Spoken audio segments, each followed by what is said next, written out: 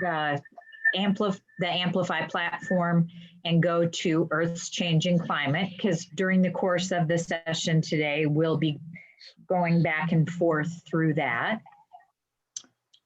And today, the process that we'll be going through, we'll be looking at the progress build and how the assessment system is all structured around that. But what we're going to be doing today is something that you'll be able to apply to other units. And I think it will be kind of interesting going through this unit now, having had close to 2 years of Amplify experience under your belt, because this was your very first big unit, or one of your first core units last year, wasn't it? Mm-hmm. At a slightly different spot. So it was just kind of as you were getting used to the program, if I recall correctly. Let me know if I'm wrong, because I have lots of sequences going in my head, I guess. But if you have the opportunity to, you may have printed out the participant pages that David sent out to you with the progress build diagram on the front. If not, feel free to just grab some paper to take notes or sketch as we're going along. Be sure to add any questions or comments or in the chat, and feel free to just unmute and ask something or clarify something or add on to what somebody else has said. Okay, our objectives for today are that we hope you will understand more about the connection between the progress build, the unit phenomena, and the Amplify assessment system. And we hope it will also deepen your understanding of how you can use and plan for all those formative assessments that are in there, leading up towards the summative assessment. So today what we'll do is start out just briefly revisiting the Amplify science approach and look at what is the progress build and what's the idea of that. And then we'll look specifically at the progress build for Earth's changing climate and think about it a little bit more, which may be kind of interesting heading back into that when you've already taught it once. Sometimes new things jump out at you. So be sure to add those in and share. We're going to be also taking a look then at the assessment system and how that is really designed around the progress build to help you see how kids are coming on developing those key understandings. So we'll start out just talking a little bit about what the progress build is and what the Amplify science approach is. Well, we know that Amplify's units were developed from the ground up for NGSS, and they were designed to help support students in being able to explain phenomena and come up with solutions to real world problems. So the kids are always taking on the role of a scientist or engineer, and with the 3 dimensions of NGSS, they're doing the work of scientists like they do by engaging in the science and engineering practices. They're figuring out things they want to know by engaging with the disciplinary core ideas, and they're thinking like scientists, applying the cross-cutting concepts. So we say that one thing that sets Amplify apart is that we want kids to be figuring things out, not just learning about a topic. And so hopefully, especially as your second year and third year roll in here, you'll find that you can sometimes sort of have flipped your role a little bit more to a guide as you're encouraging kids as they explore and collect evidence and make meaning out of things. And so Amplify, to meet the demands of NGSS, developed problem-based deep dives. And in those, kids are trying to explain or predict about phenomena. And by phenomena, Amplify means observable things in the natural world that we can use science ideas to predict or explain. And in this unit, students will be taking on the role of student climatologists and investigating what's causing ice on Earth's surface to melt in order to help the fictional World Climate Institute educate the public about all the different processes involved. And students will be considering lots of different claims about changes to energy from the sun, changes in the atmosphere, changes to Earth's surface, and how human activities are a possibility as contributing to climate change. So that Amplify Science approach, again, starts out by introducing a real world problem, and then kids are answering questions and collecting evidence from sources to build explanations chapter by chapter and to develop models chapter by chapter that help show their understanding back up to that unit phenomena. And then the goal is that by the end of the unit, kids will be able to apply that knowledge and transfer what they've learned to a new context. And this all takes place as kids are going through a multimodal learning process where they're gathering evidence from lots of different sources, doing, reading, writing, talking, and visualizing. And granted, that multimodal approach is a lot easier, more easily achieved in a classroom pre-COVID than it is within a remote context. But the at-home units hopefully have been a little helpful in being able to reach kids throughout this period of time. I know we'll have some considerations to make once you get back into the classroom as far as what to do with materials or how you can best do some of those hands-on experiences in a safe way, or if there is a way that you can. Eventually, anyway. Okay, so can you share with me, just maybe unmute and share a few things that you already know about the progress build? What is a progress build within Amplify?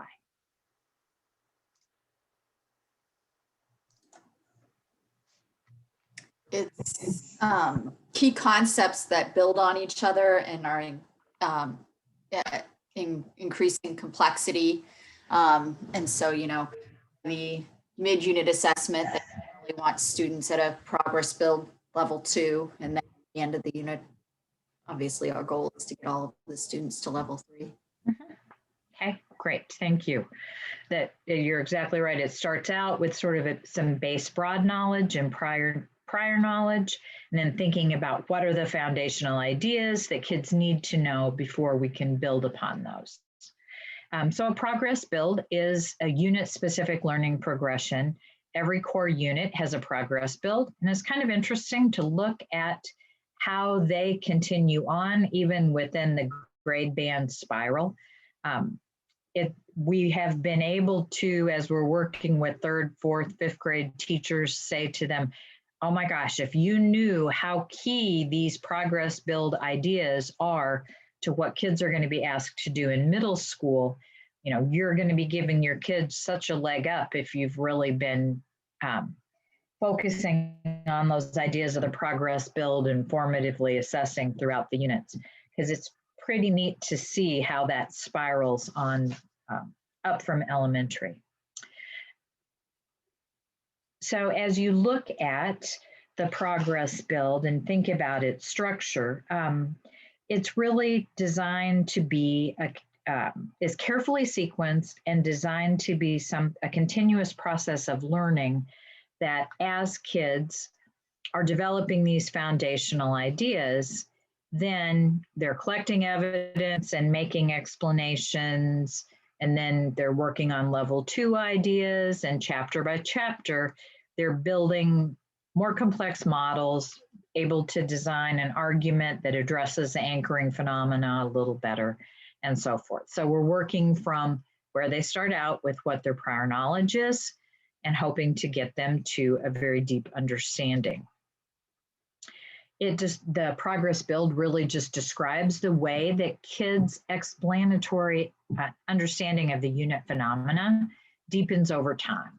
And it helps give a teacher sort of an insight into the structure of the unit and why instruction is sequenced the way that it is, And it also really defines the focus of assessment. So by aligning the assessments and the instruction to the progress build, you get lots of opportunities to get a window into their understanding before they get to points like the critical juncture even, or to the final assessment. Another nice thing about the progress builds is that being familiar with what are in those ideas, a lot of times it can help you be careful not to give away an idea that they're going to be developing on their own in a later chapter. So if a student asks you something, rather than giving them a quick answer to it that's going to kind of give away ideas that are coming up later on, it can let you say to them, there's going to be plenty of opportunity for you to collect some evidence about that, and we're going to get to that next week. So looking at where the progress build is, you probably are aware that it's right there on the main unit page down in the unit resources. It's always right down there about the third thing down. And in just a moment, you're going to be opening up the progress build for Earth's changing climate. And at the very beginning of the progress build document, it starts out telling you some things about what, based upon the research that LHS has done, what they assume kids have had exposure to and what sorts of things they don't imagine that kids already know, or they're not assuming that they already know. So in this particular unit, they're likely to have had some exposure already to the topic of climate change. And they probably have heard that the Earth is warming or heard debate about that. They may have heard that polar ice caps are melting, but they probably can't really explain why that's happening. Also, we know that their general idea of human-caused pollution, kids this age tend to think very concretely of it as being something like littering, as opposed to thinking about substances like carbon dioxide and methane. They're not likely to be thinking about that so far. I want to remember to ask you, and I'm going to do it right now because I'm afraid I'll forget. I kept thinking as I was looking through things with this unit, have any of you all ever heard of Andrew Four, who is a photographer that lives in Jessamine County?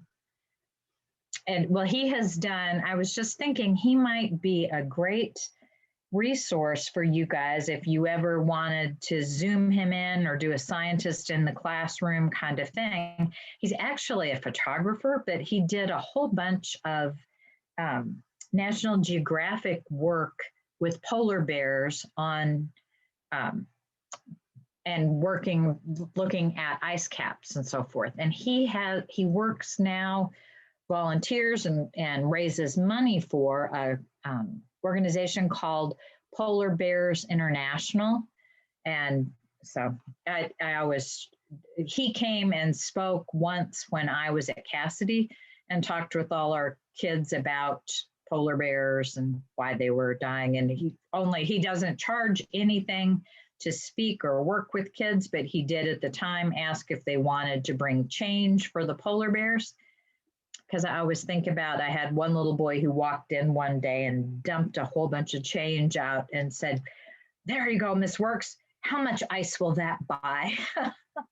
And I said, well, there's a little more to it than that. But I was just thinking as I was looking at all this, that I can try to contact him. I think I'm friends with him on Facebook or something still, and see if he still does things, because he might be able to offer some really interesting stuff virtually to your kids with his work that he had done that would make it kind of cool. Somebody from this area that's really explored polar bears. What was his last name? His last name is Fore, F-O-R-E is how it's spelled. Andrew Fore. Thank And he you. lives in Nicholasville, and he works some or volunteers with Polar Bears International, and they've got a website and so forth that you can see. But he's predominantly a photographer, but had the opportunity to do a lot of polar bear photography. So, okay, I'm sorry, I got off the topic there, but I was thinking about that when we were talking about polar ice caps melting. So they also are likely to be familiar with the idea of temperature and energy, and how energy coming from the sun is absorbed by the Earth's surface, and how that contributes to the global climate. But they're not likely to have had experience thinking about the atmosphere as being composed of certain gases that really interact with incoming and outbound energy. So the sim is helpful, I think, in supporting that learning.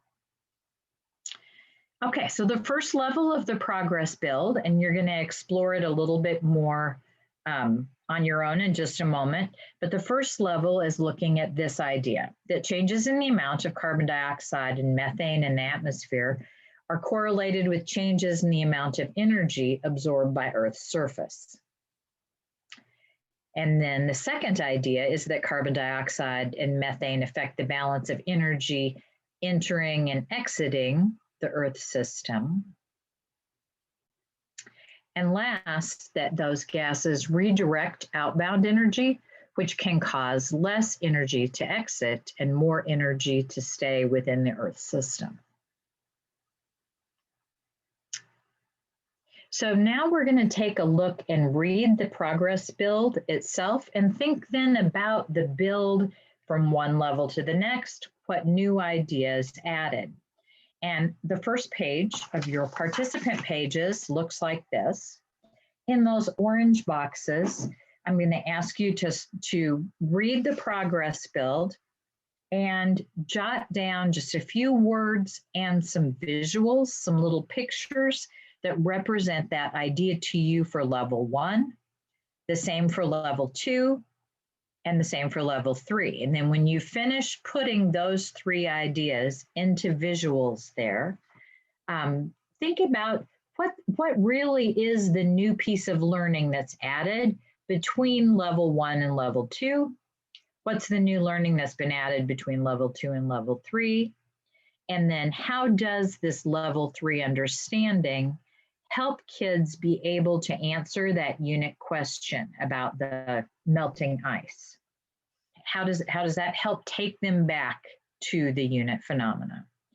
So I'm going to let you either use a piece of paper to just copy down, to sort of make a graphic that looks something like this with the 3 levels of the progress build, or you can use the one that David gave you too, and just open up the progress build, take a look at the ideas there, read down through it, and sort of just revisit this in your mind.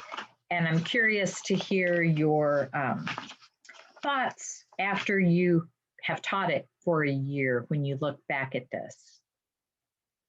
So we'll take about 5 to 7 minutes, and I'll let you just kind of show me a thumbs up or type into the chat when you are ready to discuss as a group. I'll kind of see how we're doing, or if you need another couple minutes or something, just hold up a couple fingers for me so I know where you are.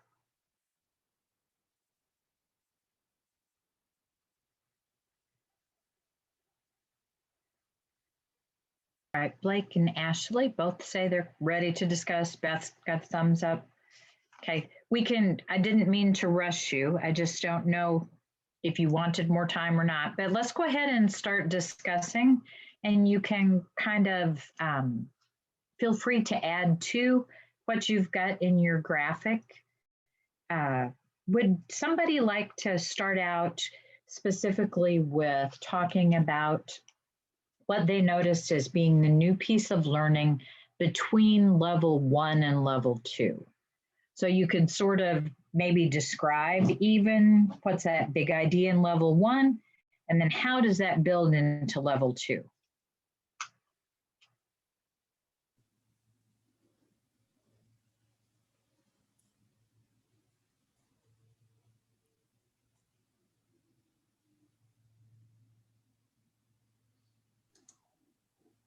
I'll give you extra credit points.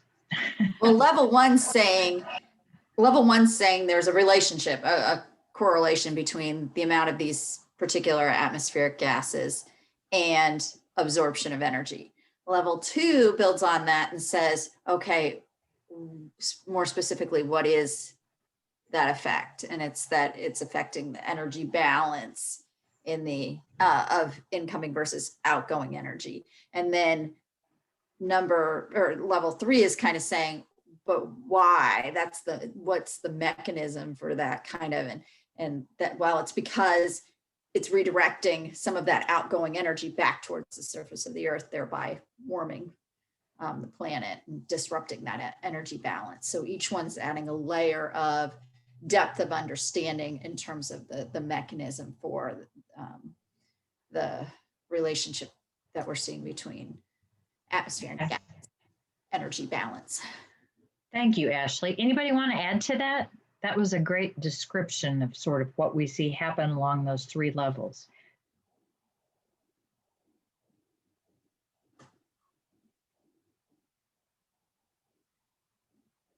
So how does having that level 3 understanding help kids connect back to that unit phenomenon?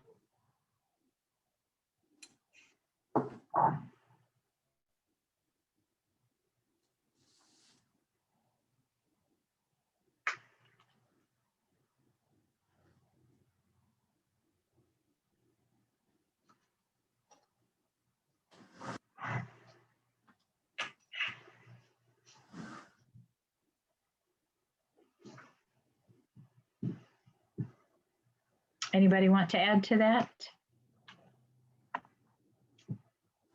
So as there's more carbon dioxide and more methane in the system, and as energy's coming back in and being redirected back upward, and they've sort of learned that methane and carbon dioxide are sort of gatekeepers in a way that can let things in and make things redirect back down.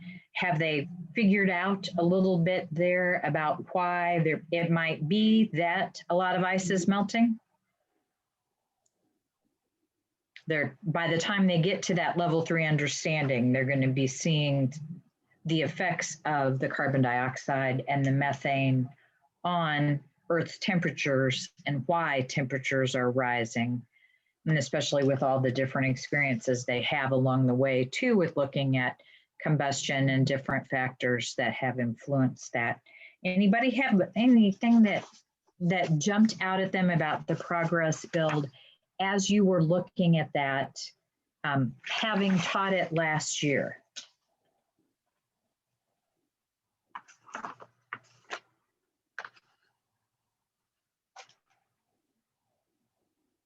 You guys are so quiet.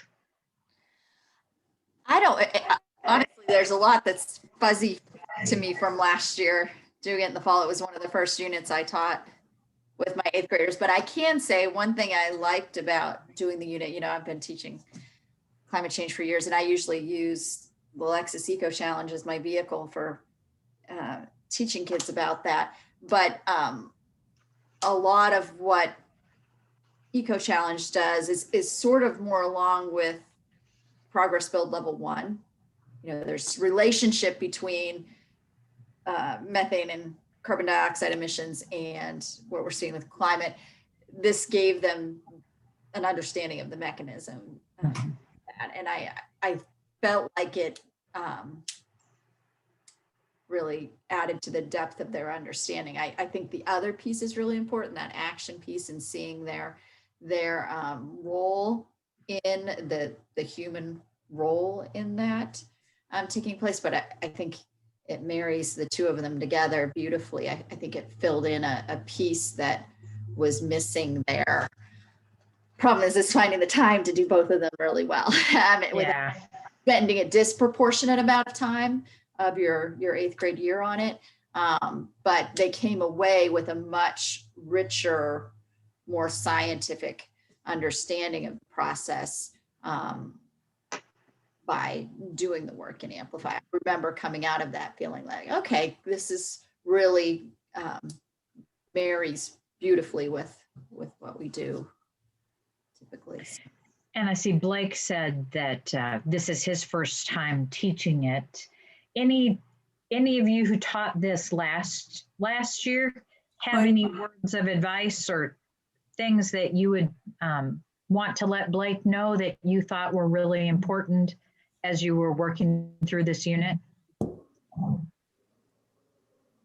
I don't remember that much either, but I remember the engineering internship was very interesting, at least for me. I thought I was learning too, like students were learning, like the solar roofs compared to just the traditional roofs, playing on the simulations and the cost of them. Like I couldn't believe how much, we could have saved, and we could have, done a lot with this, with everything. It was interesting. Like all I remember was the engineering internship part of it. That was very engaging. We all enjoyed it. I mean, I did, my students did too.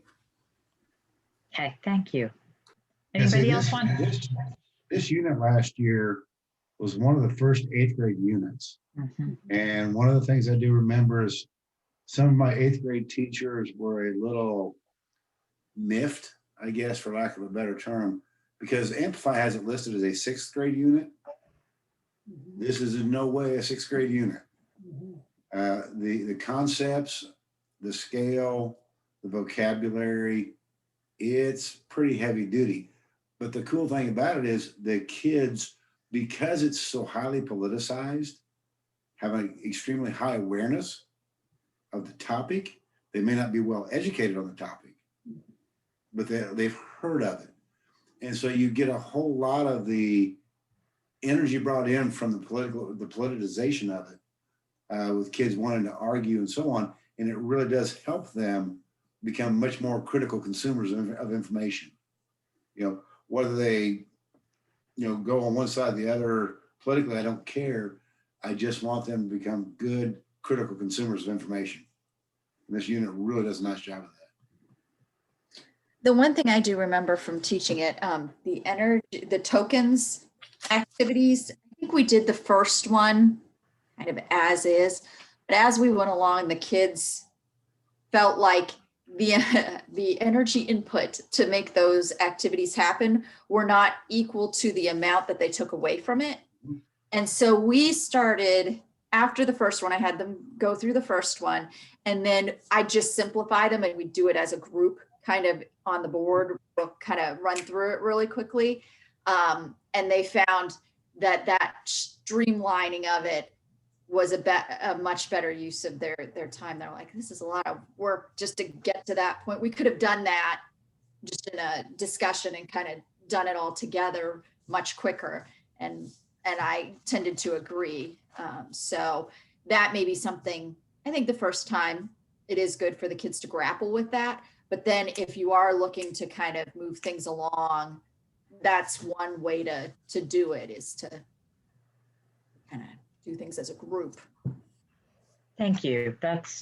I think that would be helpful. And additionally, considering that touching materials is going to be an issue this spring too, Ashley, that would be another way you could get around that, is if you were sharing and demonstrating and doing some of that.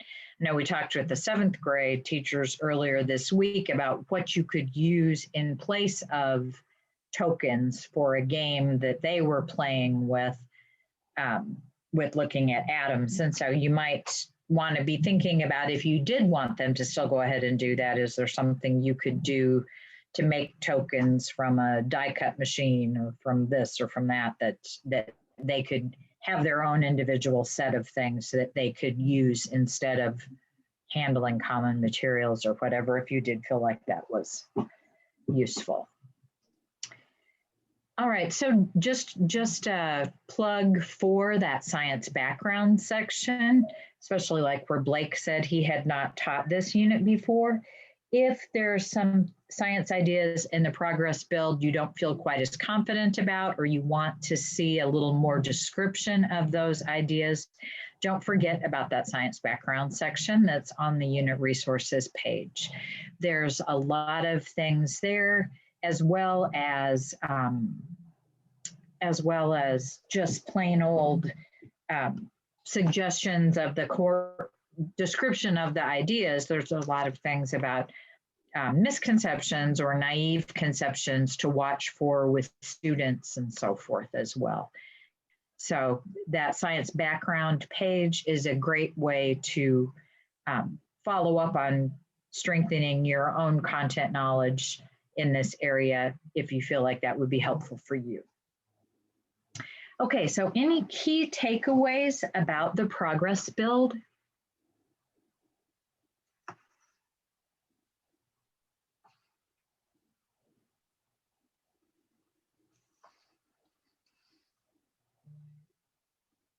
I think as I first looked at the progress builds, I was amazed to how someone had been able to kind of cut things down to those 3 ideas and just cut to the chase with the different levels of the progress build, but yet realize if they understand those 3 big ideas, or if they've developed an understanding of those 3 big ideas, it really does help them go back and answer the unit question and be able to figure out a little bit about the phenomenon. Okay, let's go ahead and start to take a little bit of a look at the assessments that are embedded within the unit. That's our next section we're going to talk about. So I want you to, if you would right now, just take a second and sort of share with each other right now in a remote setting, how are your kids showing you what they know? Just take a few minutes to discuss with each other what's working really well for you as far as being able to get formative assessment from your kids now.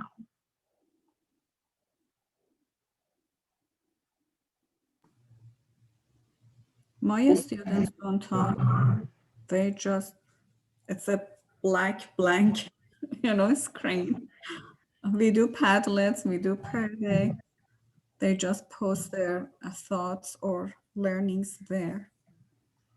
But nobody discusses anything. That's a big problem. Mm-hmm. Any of the rest of you want to share things that are working or common challenges? For me, in my class, I use Pear Deck for almost every day. So I'll take the formative assessment questions and make those on the interactive slide. And I'll have the students who are actually paying attention, they'll put in their answers to that, and we'll discuss about it that way. But other than that, like she was saying, there's not a whole lot of other discussion other than that. But Yeah. I can get them to discuss a little bit in breakout rooms, but not in the main room. I mean, they don't just want to use the chat, they want to use the private chat.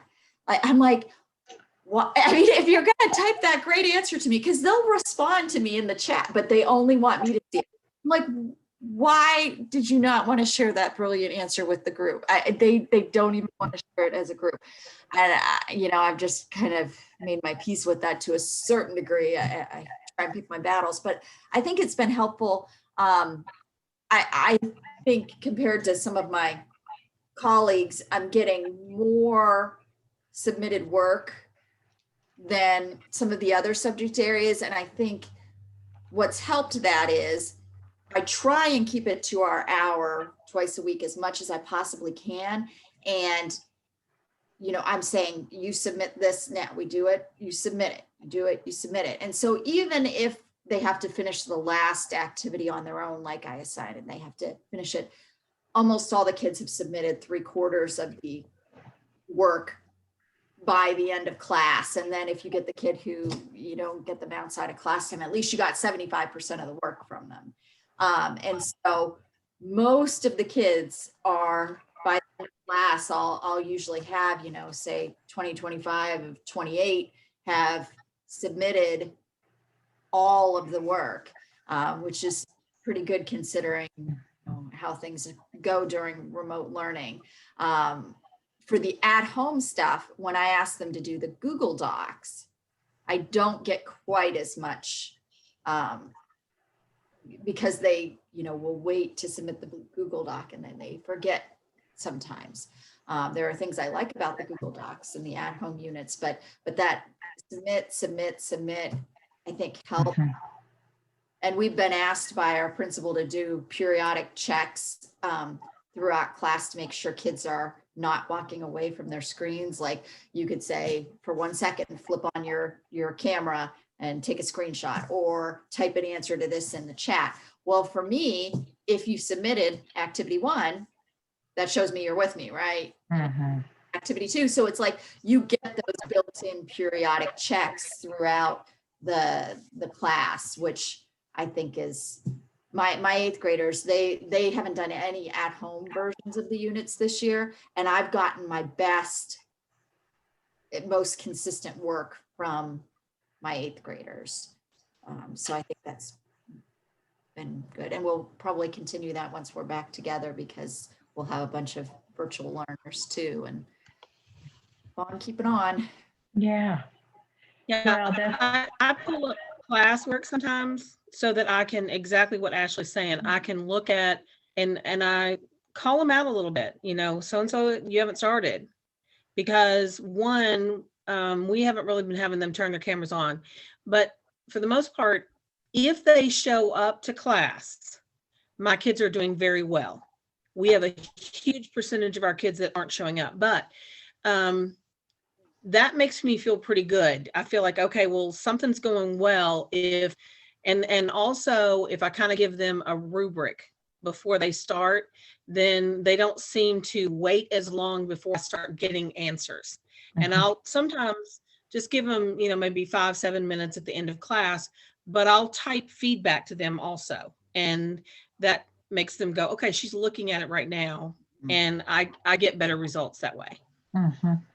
The classwork feature is nice because when they were taking their tests the other day for me, I had 2 students who had come to the Zoom but had not started the test. They could see they hadn't made any progress. So what do? I type an email, CC their parents on it and say, hey, I noticed you've logged into our Zoom, but you're not taking your test and it's supposed to be done by the end of the hour. Well, wouldn't you know it, those kids popped in. I have done the same. So that classwork feature and being able to live any of those kinds of things where you can see them working in the moment. Yes. You know, that's what's great about Pear Deck and stuff like that. Okay, thank you guys. That was some great sharing. I'm glad to know that's really good to know, Ashley, that you feel like your 8th graders who have been sticking with submitting stuff on the platform are having a really successful year and that may be part of it. You know, so good for you. Just briefly, that the assessment system within Amplify is designed so that they always say it's credible, actionable, and timely.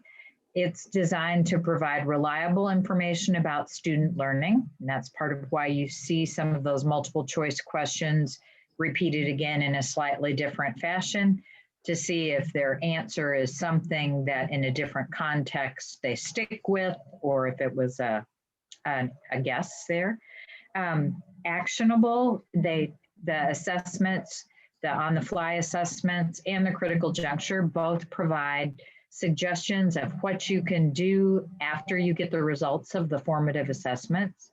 And then they're timely because they're just embedded right into instruction. They're not a stop, drop, and give a quiz. They're something that you're listening for in student discussion, or something that you're watching for as they're working on annotations, and so forth. So here's a list of the different types of assessments and where you guys have been through the program last year. we're not going to belabor what these all are, but you know that there's the pre-unit, several on the flies within each progress build level, and then the critical juncture assessment comes right about the end of that progress build 2 idea, where it's really important to see what pieces are missing from progress build 1 or 2 before you head on to the most complex ideas. And then you've got a final evaluation at the end of those core ideas in the. So in this assessment system diagram, just to sort of show you how things are built around the progress build levels, the black line at the bottom represents the prior knowledge that kids have, what you find out with the pre-assessment. The level at the top shows the end of unit assessment, is that black line, that hopefully at the end of level 3, when they've been through the unit's instruction, they'll do well on that end of unit assessment. And there's lots of little spots to find out along the way. So the big idea with that pre-unit assessment is really taking a look at what preconceptions kids might have, particularly if they're submitting to you the written response questions that are there. So they'll have 18 multiple choice and 2 written response. The multiple choice is auto scored for you if they do it through the platform.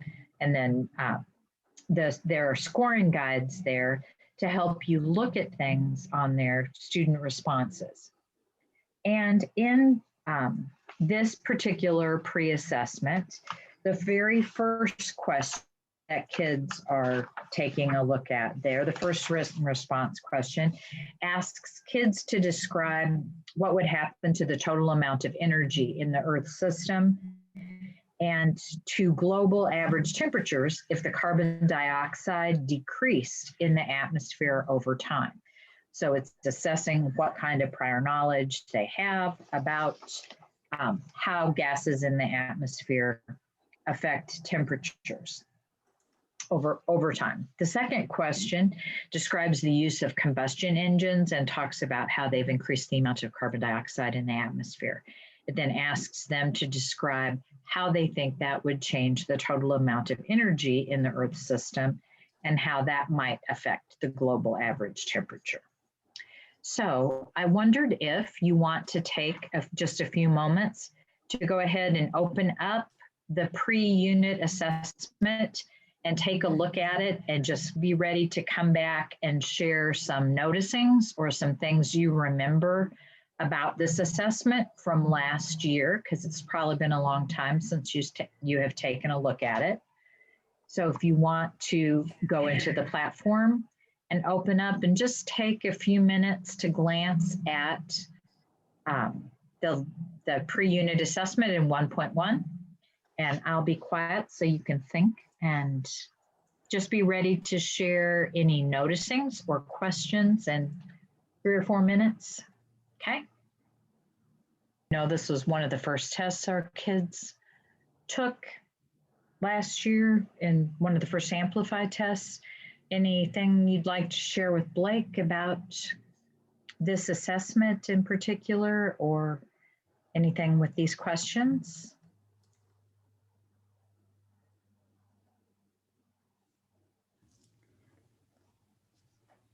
I think on the questions when they use bold print, that really helps the kids process the question better.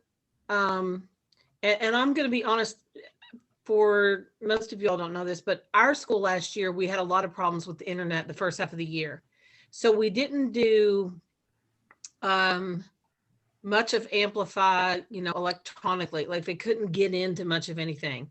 We printed a lot of things out, and I had forgotten the bold print here, and that just makes it, I think, easier to process that question faster.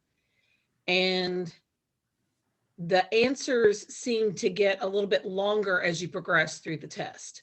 You're having to read more information for the answers as you get to, higher test question numbers, which is exactly what we've been talking about, increasing the complexity. I know it's not supposed to be the concept in the pretest, but you're sort of seeing that in the pretest too. And then Blake has added in the chat that these questions seem less wordy than tests from other units. Mhm. Does that seem to ring true with you guys too? And maybe that is because this was a lesson, I mean, a unit that was assigned to 6th grade until they've tried to keep the readability down a little bit, although I'm not so sure of that, but it could be. Other comments or things that you noticed as you glance back through the pre-assessment?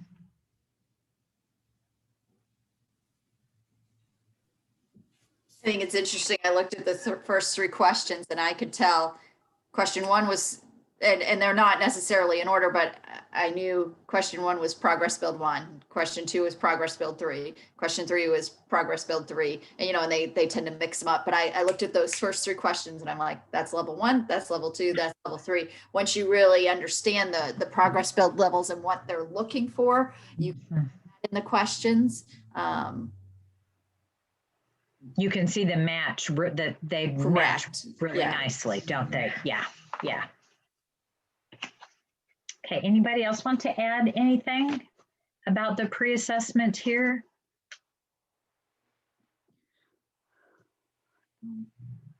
Okay. Next, we're going to skip on and take a little look at the critical juncture and then look at the differentiated lesson that happens right after it, and just talk about how, what you had the most success with in that differentiated lesson and let you share some ideas about how you managed that. The critical juncture assessment comes there where you see the arrow right about at the end of the 2nd level of instruction. And that's sort of a key point in the unit for finding out if kids are pretty well, have a pretty good foundation and feel like their ideas are pretty well supported in those early levels of the progress build. And so again, this time you've got 12 multiple choice instead of 18, but you've got those two written responses where you can look and see if the auto-scored multiple choice placed the kids into the right group. And then that's followed by the differentiated lesson based on the results of where they ended up on the progress build levels. And to find out where the critical juncture or any of the formative assessments are within the system, there are 2 different unit resources you can use. The assessment system, that top one, has a complete listing of all the assessments in chronological order, and it tells which SEPs and which DCIs and cross-cutting concepts are addressed within each one. The embedded formative assessments has the complete text for all the on-the-fly assessments, the formative assessments that are between the pre and critical juncture and between the critical juncture and the final assessment. And so again, the one document assessment system has more of a general description of what's happening in the assessment system. And I'm going to ask you to open it up in just a moment to take a look at the section there about the critical juncture that's called monitoring progress. But it shows you for each particular assessment that's in the entire Amplify system, what evaluation guidance is there. Sometimes it might be a possible student response. Sometimes there are specifically rubrics or answer keys. And then it shows you which of the elements of NGSS are really being assessed there. And then the embedded formative assessments document below it is the one that has the full text of the on-the-fly assessments, what you're looking for, and then actionable things that you might do based on the results you get. So I'm going to ask you next to turn to page 2 in your participant pages if you have them, or you can see the questions that are on page 2 right at the bottom there. But in your assessment system document on pages 11 and 12, there is a section that's called monitoring progress, and it talks about the critical juncture. It also gives you a brief description of what is happening in the different purple, blue, and green level groups on the differentiated lesson. So if you'd open up the assessment system document and just find where the critical juncture is located and read on page 11 and 12 about, to kind of refresh your memory on what you're doing in that game that occurs the day after the critical juncture, and then be ready to share some suggestions for how that worked for you in 4 or 5 minutes. Work with them as one group on this one.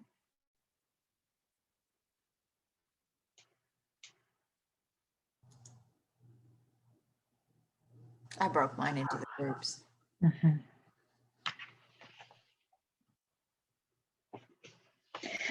And it appears to me, I haven't taught this unit with kids, but that this one is perhaps an easier to manage 3 different groups than some of them are, where there's huge changes in the games they're playing from one group to another, like that thermal energy unit, more or less.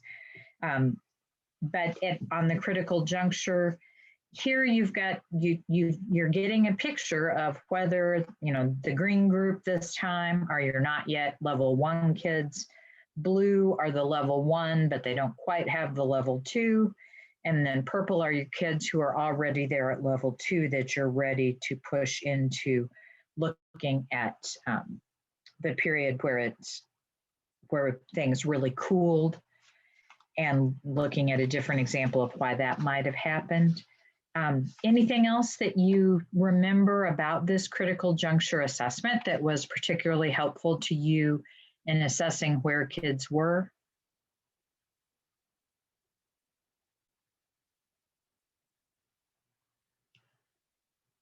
Okay, let's go ahead and take a look at some of the other formative assessments that are coming up. Any key takeaways about the critical juncture assessments? Are these something that you feel like are helpful at that midpoint before you're moving on into the end of the unit? Yes, I remember last year I had forgotten to talk about sulfur dioxide that much. I had focused only on methane and carbon dioxide and the properties of carbon and all of the bonding of the carbon, and not much on sulfur dioxide. I had forgotten to mention that sulfur dioxide is direct energy. It bounces back to the atmosphere.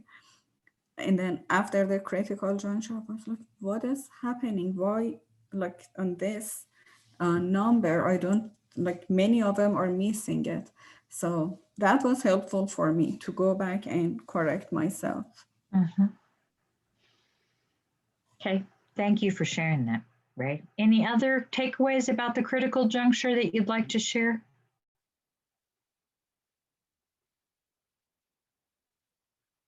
Okay, so we'll go ahead and take a quick look at some of the on-the-fly assessments, where they are and what kinds of things they are focusing on. But the on-the-fly assessments are represented by these little hummingbirds that are embedded within each level. There's often an on-the-fly assessment in nearly every lesson. Very occasionally, on-the-fly assessments in more than one activity within a lesson. But those are your opportunities to see what understandings are developing with kids, to monitor those before you get to the critical juncture. They're by far the most frequently occurring assessment, and they always have 2 sections to them: the look for and the now what evaluation guidance. So there's 2 different ways you can see the text of those embedded formative assessments.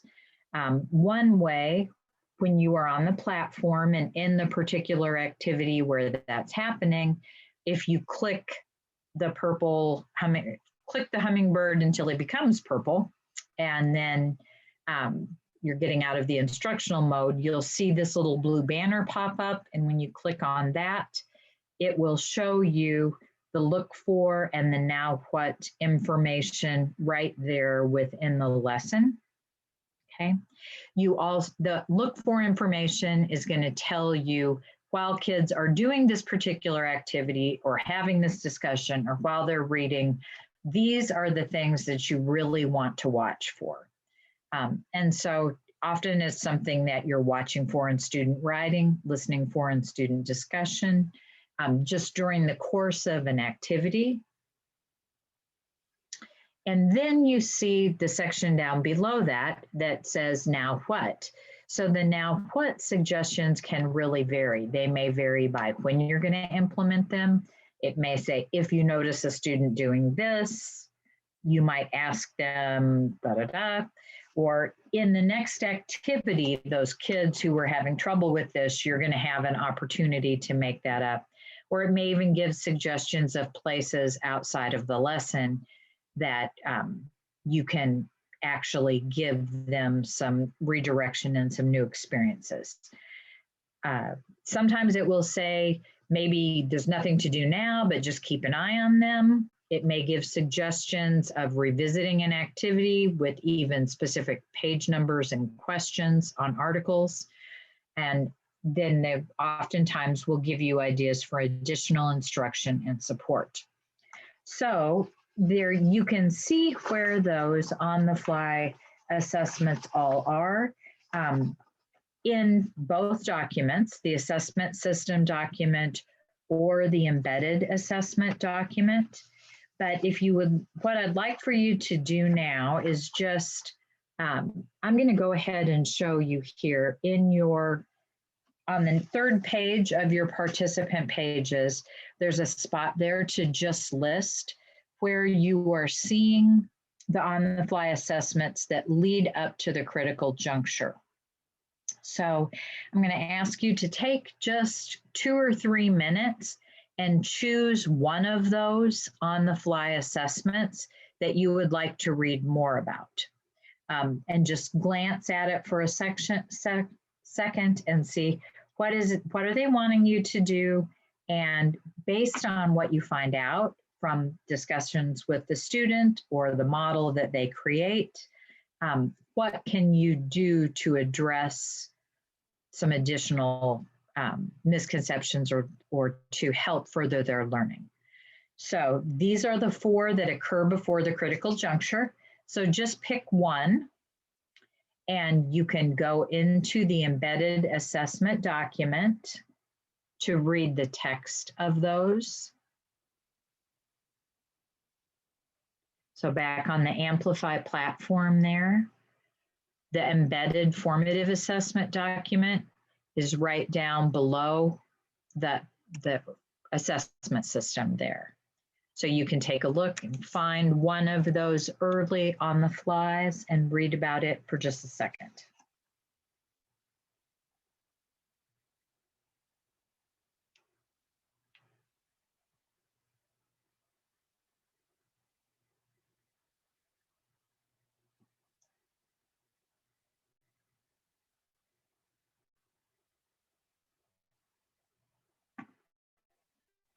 Share some reflections on once they read through a particular on-the-fly assessment, either a little bit about that on-the-fly assessment or a reflection on how they might use that.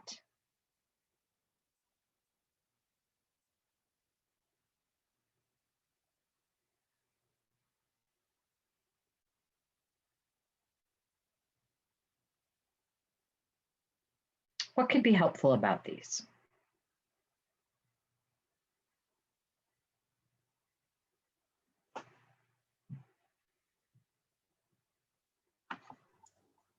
I actually find the on-the-fly assessments one of the most difficult for whatever reason for me to work in meaningfully and to look at things meaningfully, the data from them.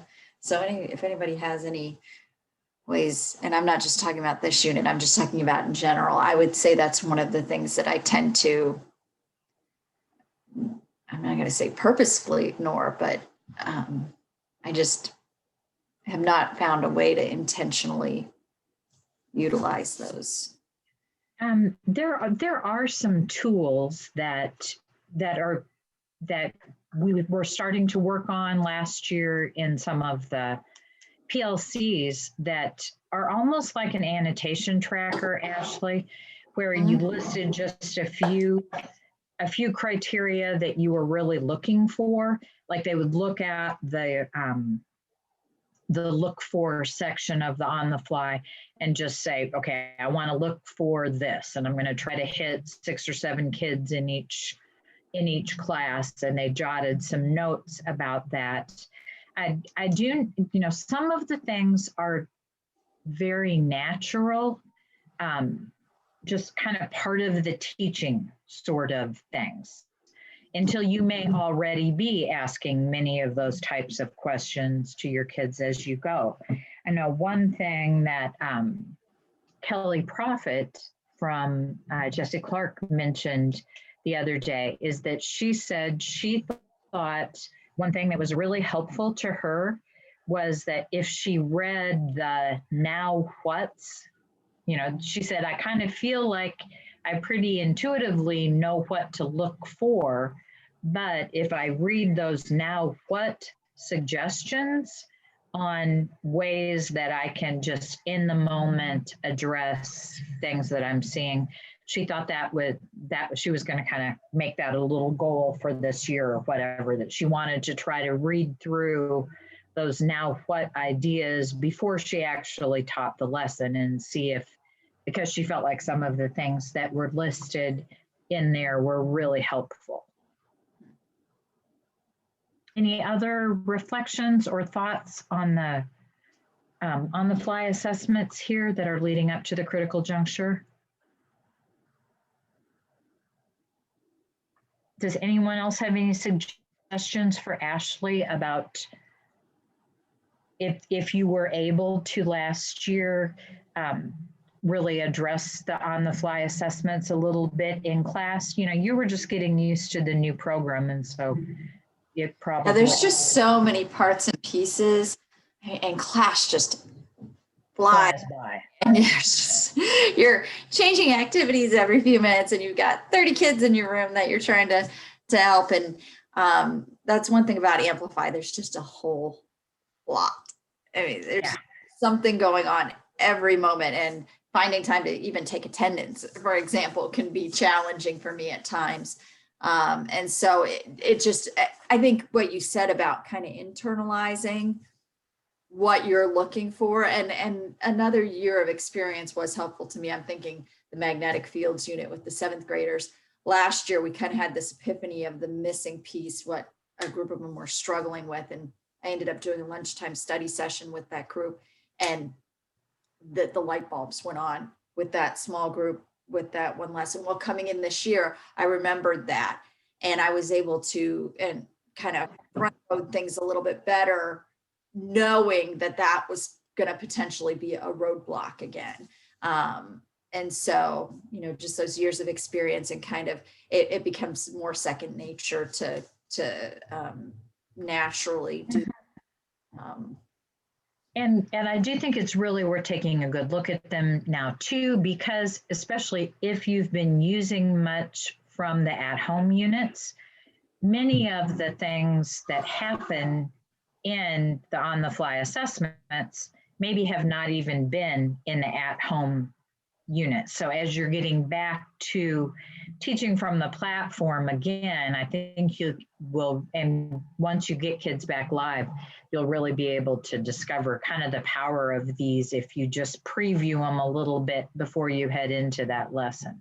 Yeah, I would have to agree with you there, Patty. I think that, and even for me, the look fors and now what's, it took me a while to kind of wrap my head around those. But then it's kind of like you preload your brain before you go into it, much like what Ashley said, oh, I did it last year and I remembered this is the piece that was missing to make sure I include it. Well, that's kind of what the look for now what's do to you is they set you, they give you a focal point. So, okay, this is what I'm looking for. And then where do we go from there based on that? So I think the people are just kind of now discovering those, because there is, like I said, there's so much there. And there'll be times, in all honesty, where based on your own teacher expertise, you may not find it's necessary. You know, that's one of the things about Amplify. There is so much there. There are going to be times where, yeah, we'll need to back off on some things here and there. And if your kids are good, go on.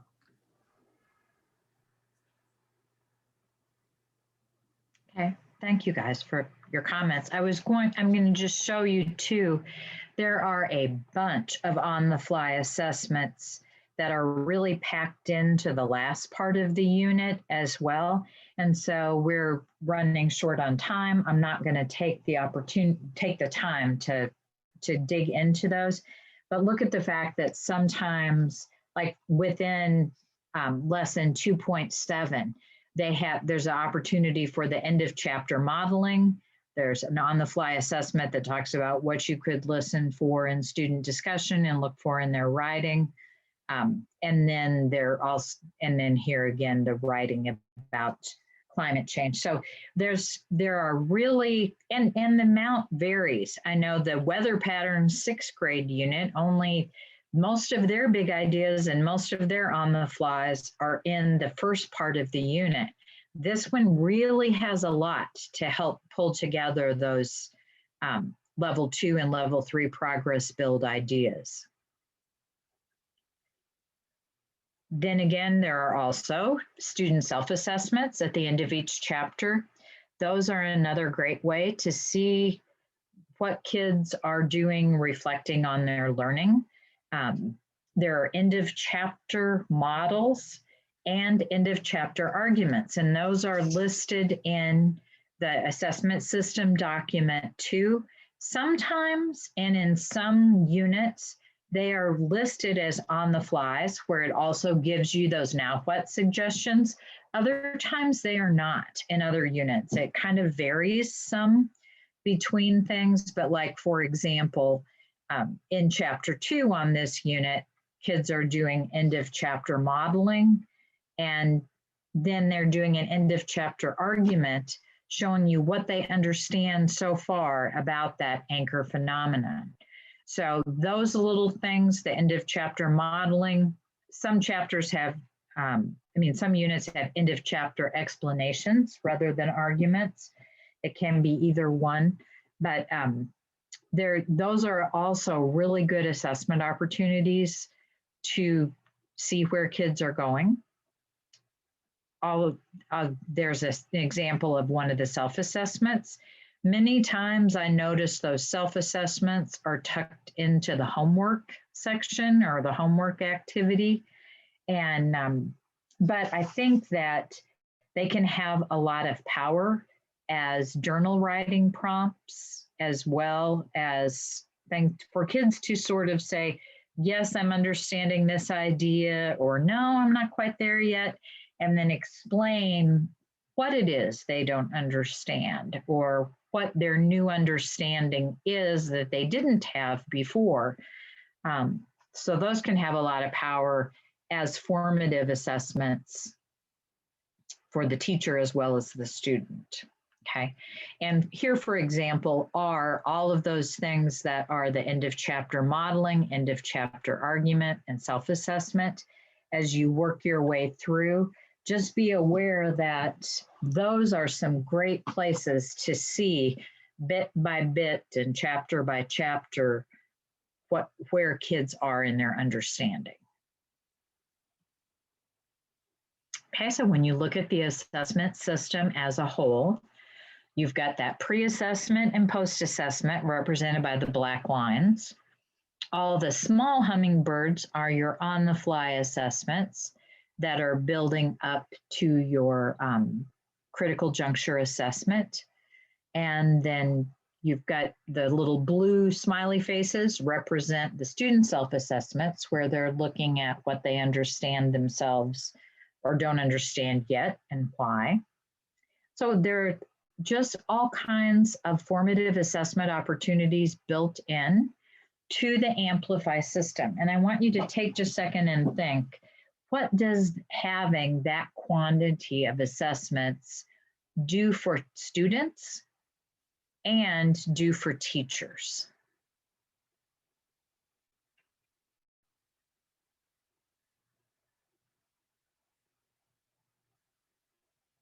Any thoughts that you would like to share?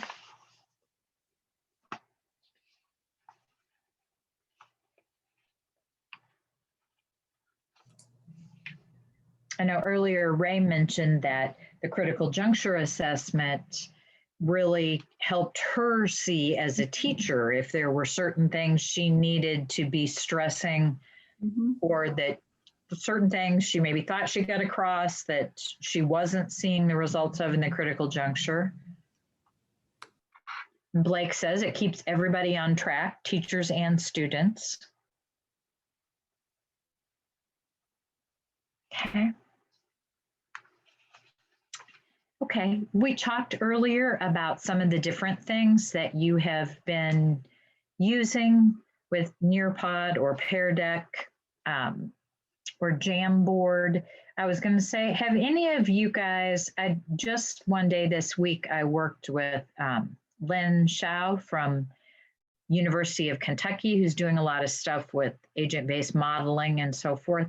And she was doing a modeling session on Jamboard where she had kids draw their own model on paper, and then they used the camera to take a picture of the paper, of their paper model they're drawing, and then it posted them on the Jamboard. Anyway, I thought that was a really cool way for students to get to share their models remotely. But I was having trouble with it. And it was saying my camera wasn't working or this or that. Two of the group of us had trouble getting our camera to take a picture. And it was just one of those clear your cache things. I figured out once I got my cache cleared, just like I know you guys are constantly telling that to your kids with their computers, but I hadn't done it for a long time myself, and that cleared up the problem with me not being able to access my camera for the Jamboard. But that was that might be a neat way too, to be able to have kids check in, find out if they're there, know what they're doing. They could just write a 1 or 2 word answer and take a photo of it and put it on Jamboard. And so then the summative assessment, we're not going to spend a lot of time looking at that, but I would if I were getting ready to teach the unit. I know you guys gave the assessment last year. It's going to hopefully really show their mastery of the progress build. And again, you've got a scoring guide with rubrics to analyze those responses.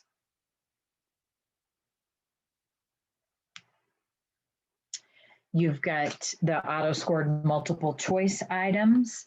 And if you can see by looking at those, which progress build levels kids had difficulty with by their assignment to whatever category.